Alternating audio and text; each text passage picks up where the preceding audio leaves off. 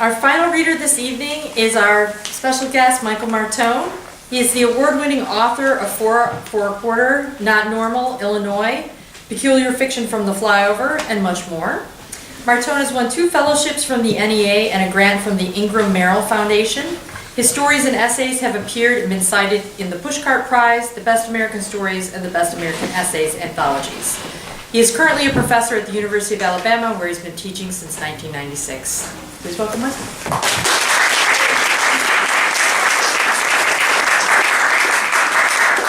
Thanks for coming out. Thank you.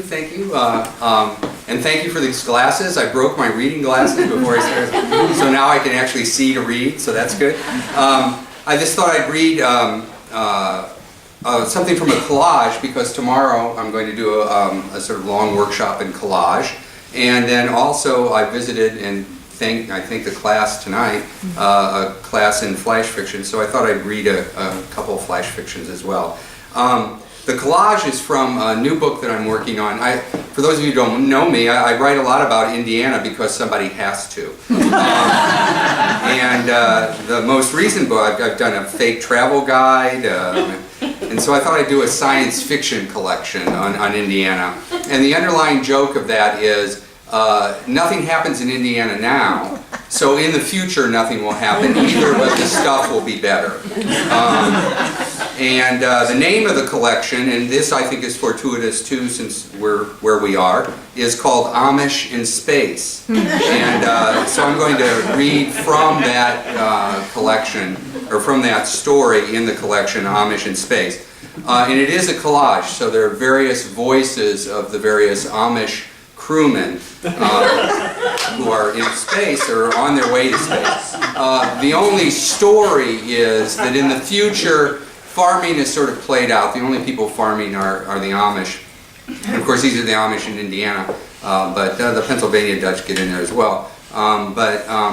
So the NASA comes to them and says, look, we've started to terraform this new planet.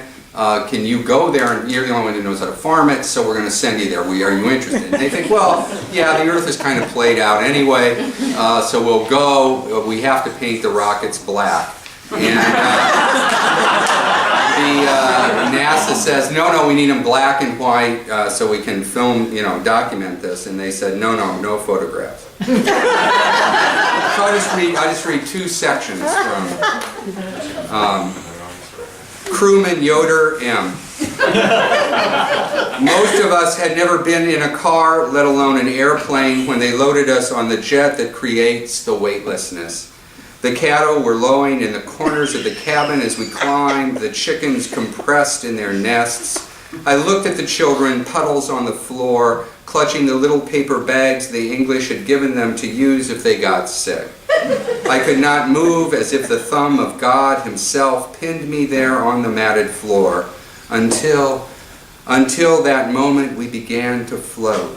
Lifted, drifting through the air, the English flying around us held us steady, shouted instructions in all the loud whooshing noise.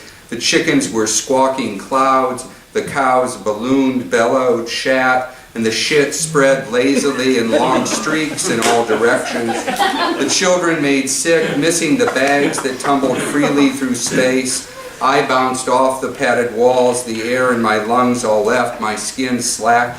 My hair came undone, I couldn't close my eyes. My arms and legs went their own ways, and then, like that, we all fell back down, collapsed to the floor in piles and heaps, us and the English and the animals and the shit and the sick, like rain and the straw, all on the floor. Now everything and all of us twice as heavy as before we fell.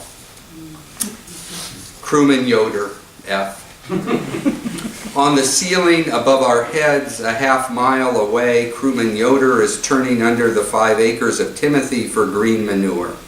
In the next field over, his brother, Crewman Yoder, is drilling beans with the matched Belgian geldings. We are below in a field of alfalfa, steaming after the first cutting, on our backs between the windrows, looking up into what would have been the clouds caulking the blue Indiana sky on earth. But now we farm the sky too. Don't tell Father that we are on our backs. We should be in the ditches weeding tiles. There are pollywogs in the pools, and we are hunting crickets, singing as they warm up in the sun. Through the ground we can feel the impellers moving the mirrored shingles, lengthening the light and casting longer shadows all along the valley of the Taurus. We mustn't look into those mirrors. There is milkweed nearby caked with cocoons, and we can hear still another crewman Yoder's bees working around us, looking for a flower that was missed by the sickle. So they continue on, and they're still in space on their way to that planet. So here's the flash fiction. It's from a collection that I'm doing called Memos, and it's again fortuitous that the federal government is closed down because all of these fictions have to do with what I guess we would call now unessential federal jobs. So this is the cavalcade of the federal government in flash fiction memos. I mentioned too in the class that one of the things, for those of you who don't practice flash fiction writing, one of the things that often happens is that it's defined by the number of words. And so these are actually 25 word stories. But as I was saying in class, and we all know this, right, is that they never tell you anything about the titles, in the word count. So you can sneak in like a lot of extra words in the title and still qualify for whatever. This one's actually a short title to begin here. In the Talladega National Forest. Talladega National Forest is in Alabama. Looking for, and this is a person who works for the Forest Service. Looking for the body, we found hundreds of burned out light bulbs in a clearing. Found 4 bodies, but not the body we were looking for.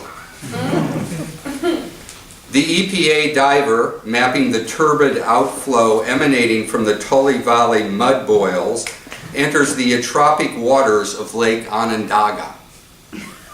In the murk, there is a reef. A reef looms 10 meters deep, smashed shards of china. I find a cup intact. Inside slosh silver dregs of mercury. The attaché explains to his fiancée the bolt of gingham cloth in the corner. Oh, that. The Salamanca Seneca's yearly treaty obligation. I keep track of all those promises promised, wampum, trinkets, the symbolic stuff. Mine to remember. Remember? A clerk working for the architect's office flies the flags flown over the capital of the United States of America. It luffs, sags, as I haul it in, fold, send to a middle school in the middle of nowhere. There, the invisible's visible, I guess. The semi-retired special agent of the FBI waits on the platform of the metro for the next train to Rockville.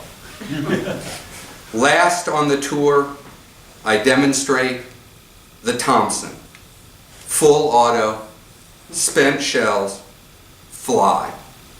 Kids fight over brass casings. It's a crime, a waste, my life. An analyst from the National Climactic Data Center in Asheville, North Carolina, visits the grave of author O. Henry. It all doesn't add up. Knowing more, we know less. Along the Blue Ridge, the blue cloud bank disguised as smoke, it turns out, is smoke. The pregnant attorney for the office of the Legislative Counsel pauses in Statuary Hall, where John Quincy Adams, it is said, eavesdropped on the opposition. The parabolic dome echoed echoes they tried to damp with scarlet drapes. I've heard its heartbeat, the bill in my briefcase, stillborn. A conservator in the National Museum of American History, rigged into a suspended harness, floats inches above the star-spangled banner. A star is missing. Someone's souvenir lost long ago. I am time's shrapnel, saving spaces left out, restoring the nothing to the nothing left over. And finally, Tuesday.